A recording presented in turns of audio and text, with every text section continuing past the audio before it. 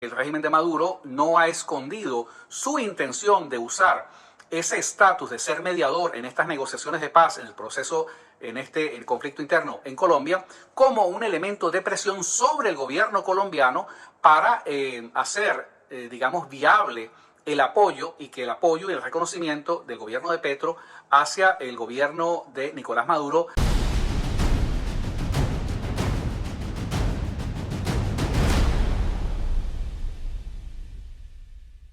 Lo que ocurrió el 28 de julio, que no fue otra cosa que el asalto a mano armada a plena luz del día de las elecciones por parte del chavismo,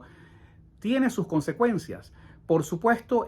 cuando decimos esto, no estamos subrayando solamente las consecuencias de orden interno, sino también lo que significa para el chavismo tener que explicar esto que para muchos es una obviedad. ¿Por qué el chavismo se roba las elecciones? Sencillamente la respuesta es porque puede hacerlo, porque tiene la fuerza para hacerlo, porque la Constitución del año 99 pues es un marco jurídico que ellos lo pueden doblar, acomodar, ajustarlo a su medida, y porque en realidad no hay en realidad un Estado nacional venezolano, hay un Estado chavista, y este Estado chavista se rige por unas políticas, por unas normas, por unos procedimientos que no son estrictamente jurídicos. Por eso es que ellos, lo que parece una obviedad, que el chavismo se haya robado las elecciones, esto no debería sorprender porque tienen la capacidad y la fuerza para hacerlo. Bueno, para otros factores, para otros operadores, por ejemplo, como aliados del chavismo, no resulta tan fácil explicar esto en sus respectivos países. Y me refiero concretamente al caso de Brasil y de Colombia. A pesar de que estos dos países son consecuentes aliados del régimen chavista por razones geopolíticas, para ellos, tanto para Lula como para Petro, ha sido muy difícil explicar a sus propios seguidores en sus países y al universo político local en cada una de estos países, cómo es que en Venezuela se hacen cosas que normalmente no se podrían hacer ni en Brasil ni en Colombia. Porque tanto en Brasil como en Colombia existe la idea, la figura jurídico-política legal del Estado Nacional. El Estado Nacional brasilero o el Estado Nacional colombiano está constituido por instituciones que en su conformación, en su morfología, tienen pesos y contrapesos.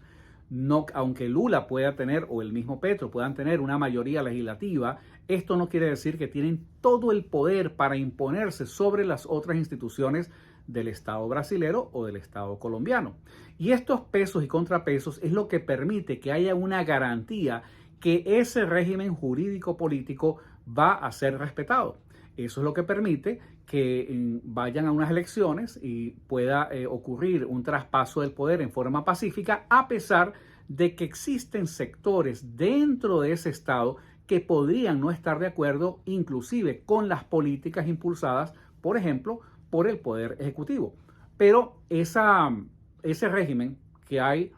tanto en Brasil como en Colombia no existe en Venezuela. Por lo tanto, para un político como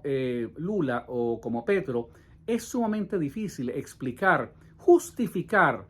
una alianza geopolítica con un régimen que se roba las elecciones. O sea, esto es en realidad un nivel superior a lo que ha sido un secreto a voces en estos 25 años de régimen chavista. El secreto a voces, o sea, lo que todo el mundo entiende, es que el chavismo se roba las elecciones, pero ellos lo venían haciendo enmascarando el asalto en la figura del fraude, en la manipulación de unas actas, de unos resultados, en la manera como ellos intervienen a lo largo de todo el proceso, en cada una de las instancias de ese proceso electoral. Pero lo que se vio el 28 de julio en realidad tiene que ser considerado y pensado como un evento grotesco a la luz de lo que ocurre en otros países tales como Brasil y como Colombia. Esto es lo que ha provocado la presión interna de los electorados de estos países sobre Lula y sobre Petro, es lo que hace difícil para estos gobiernos, que de otra manera no habrían tenido ningún inconveniente en reconocer esas elecciones, ese asalto a mano armada a plena luz del día y por supuesto reconocer a Nicolás Maduro como el presidente constitucional generado en una situación prácticamente de robo o de fraude electoral. En el caso de Brasil, aunque Brasil es vecino de Venezuela y es un país que en los foros internacionales sigue actuando como aliado del régimen de Nicolás Maduro, en la práctica Brasil va por otros derroteros. Brasil está impulsando una alianza político-militar, una alianza geopolítica con Guyana, que Guyana pues ya sabemos que es un país que está y va a estar enfrentado con Venezuela por la razón de la disputa del territorio Esequibo. Y en esta disputa, Brasil no ha dudado ni un minuto en alinearse con los intereses de Guyana al punto de tener pactos militares suscritos y de realizar maniobras militares en forma conjunta. Para Brasil, en realidad, lo que se trata es de replantear y de remozar un poco su manera, su alianza, entre comillas, con el régimen de Maduro, porque nos da la impresión de que ya Brasil está prácticamente de salida y lo que queda es en realidad muy poco tiempo para ver la posición de un país como Brasil con el mismo tono beligerante que tuvo Lula hace unas semanas, de marcar distancia con Maduro, pero quizás ahora en este nuevo marco geopolítico, cuando se replantee la situación del Esequibo y cuando eventualmente se produzca una sentencia de la Corte Internacional de Justicia, veremos cómo la posición de Brasil comienza a replantearse en forma pública hacia Venezuela. El caso de Colombia es diferente. El caso de Colombia es diferente, al igual que Brasil. Colombia es un país vecino, pero es diferente por varias razones. En primer lugar, porque hábilmente el gobierno de Nicolás Maduro, desde hace cierto tiempo, ha sido o jugó a convertirse en un factor clave en las negociaciones de paz entre el gobierno y el ELN y otros grupos guerrilleros. Esto le da, sin lugar a dudas, al régimen de Maduro acceso a contactos con importantes grupos guerrilleros de manera formal, de manera, vamos a decir, entre comillas, legal, conversar con estos grupos y ser un factor de mediación que hasta ahora Colombia ha decidido mantener este estatus con respecto a Venezuela porque se trata de un proceso sumamente complejo y sumamente delicado. Por supuesto, el régimen de Maduro no ha escondido su intención de usar ese estatus de ser mediador en estas negociaciones de paz, en el proceso, en el conflicto interno en Colombia, como un elemento de presión sobre el gobierno colombiano para hacer, digamos, viable el apoyo y que el apoyo y el reconocimiento del gobierno de Petro hacia el gobierno de Nicolás Maduro no tenga las reservas que hasta ahora han ido mostrando. Lo que hemos visto en el caso de Brasil y de Colombia es que por razones distintas estos países han encontrado un subterfugio, o sea, una manera de poder tratar de complacer a todas las opiniones. ¿Qué quiere decir esto? Esto lo que quiere decir es que en el ámbito político y diplomático, tanto Brasil como Colombia están jugando a una política que en el fondo concentra una grave contradicción y es jugar a desconocer el resultado del asalto a mano armada a plena luz del día del 28 de julio perpetrado por el chavismo, no reconocer eso con un argumento, vamos a decir, aceptable, y es: no vamos a reconocer ese gobierno de Nicolás Maduro, no vamos a reconocer, no vamos a reconocer esas elecciones del 28 de julio hasta tanto no se presenten las actas. Esa ha sido la posición tanto del gobierno de Lula como el de Petro, pero haciendo, digamos, como una especie de distinción entre lo que significa el reconocimiento a ese evento electoral frente al cual ellos piden documentación y el reconocimiento al régimen político, pero más específicamente al presidente de la República de Venezuela, que en este caso sería Nicolás Maduro. Brasil, como ya lo decíamos anteriormente, parece estar en una situación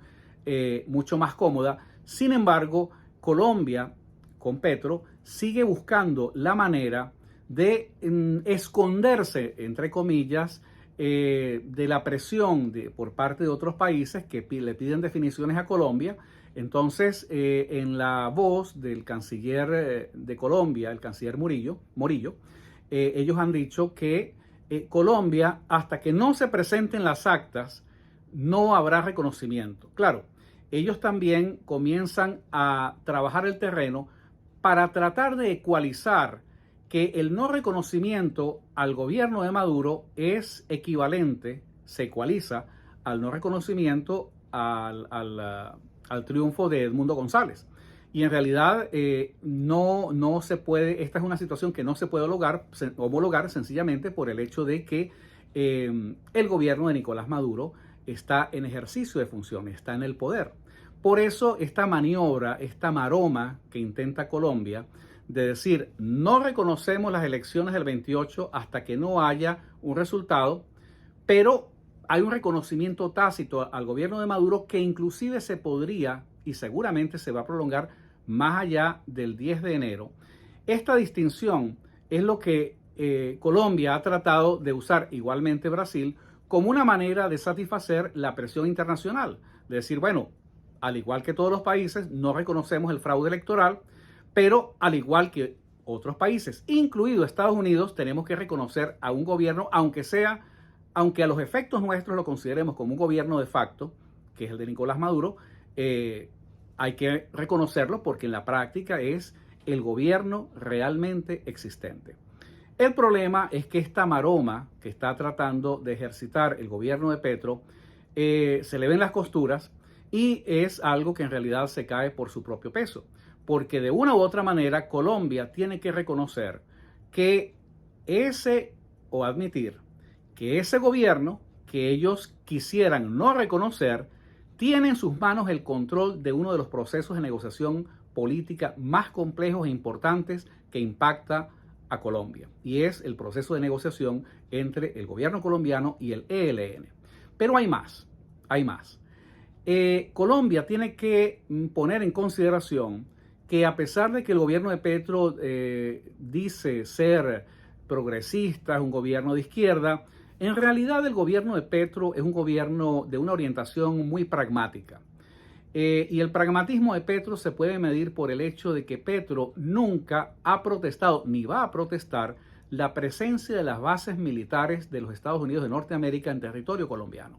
Ese es un tema del que no se habla, pero es un tema que a la hora de hacer estas valoraciones de tipo geopolítico tienen un peso importante, porque no es igual la política complaciente, flexible, ambigua, ambivalente e indefinida del demócrata Joe Biden a la política que podría impulsar Donald Trump como presidente de los Estados Unidos a partir del 20 de enero y en la perspectiva de sus relaciones con Colombia.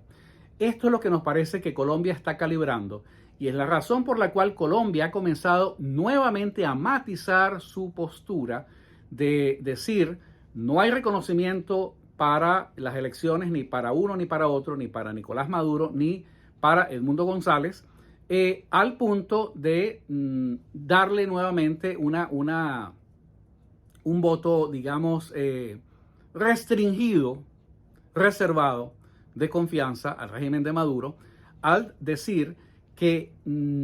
hasta ahora no se sabe si Petro va a asistir a la toma de posesión de Maduro el 10 de enero, pero ellos han admitido que va a estar presente el embajador de Colombia en Venezuela. Y esto ellos lo hacen explicando que la presencia del embajador de Colombia en Venezuela en los actos de toma de posesión de Nicolás Maduro no significa un reconocimiento al gobierno de Nicolás Maduro. ¿Qué es lo que trata de hacer Colombia? Bueno, en primer lugar, Colombia está tratando de enmascarar una obviedad, porque de todas formas, el embajador de Colombia en Venezuela, al ser parte del cuerpo diplomático, ya estaba previsto, con o sin la confirmación, ¿verdad?, del canciller Morillo, que ese embajador iba a asistir de todas maneras a la juramentación de Nicolás Maduro. al ser embajador de Colombia en Venezuela y al ser parte del cuerpo diplomático. Por supuesto que el que este embajador participe en este evento es un reconocimiento formal, jurídico y político del gobierno colombiano hacia el gobierno venezolano o el gobierno que encabeza Nicolás Maduro. Pero obviamente cuando el canciller se ve obligado a decir no, esto que ustedes creen que significa un reconocimiento no es un reconocimiento, es porque estamos en presencia de una maniobra para tratar de complacer o ceder ante la presión internacional que le exige definiciones a Colombia frente al proceso político que se está viviendo en Venezuela. Colombia tiene que en estos momentos, digamos, poner en la balanza, y cuando digo Colombia me refiero al gobierno de Petro, poner en la balanza en primer lugar, las lealtades y los favores y los compromisos que existen entre ambos estados, entre el Estado colombiano y el Estado chavista venezolano, pero también tiene que poner en consideración el papel que está jugando Venezuela en las negociaciones con el ELN, ese papel de mediador que en nuestra opinión se ha convertido más en un papel de secuestrador, porque sin duda Venezuela tiene muchas maneras de sabotear este proceso, lo cual traería un daño significativo al proceso político colombiano. Y en tercer lugar, Colombia tiene que poner en perspectiva que las bases militares de Estados Unidos en Colombia no son poca cosa. Y por eso es que hemos visto que el gobierno de Petro, a pesar de que suena muy progresista, muy izquierdista, muy beligerante, siempre maneja con mucha prudencia y con mucha cautela su retórica frente a los Estados Unidos. Siempre los ataques y los distanciamientos son muy bien calibrados, matemáticamente calculados, para que no se vaya a interpretar esto como una hostilidad y para que en respuesta a Estados Unidos pues no inicie un proceso que pueda eventualmente pues influir en la política interna colombiana. Lo que estamos viendo hoy es simplemente un ejercicio, una maniobra en virtud de la cual Colombia está tratando desesperadamente de mantener al mismo tiempo sus relaciones con el régimen de Maduro, al mismo tiempo mantener una imagen respetable ante la llamada comunidad internacional y mantener intactas sus relaciones con los Estados Unidos. Nos parece que es una maniobra, otros dirían una maroma, de largo alcance y cuyo resultado no estamos muy seguros cómo se van a verificar seguramente en los próximos días, pero con toda certeza en el marco de lo que va a ocurrir el próximo 10 de enero del 2025.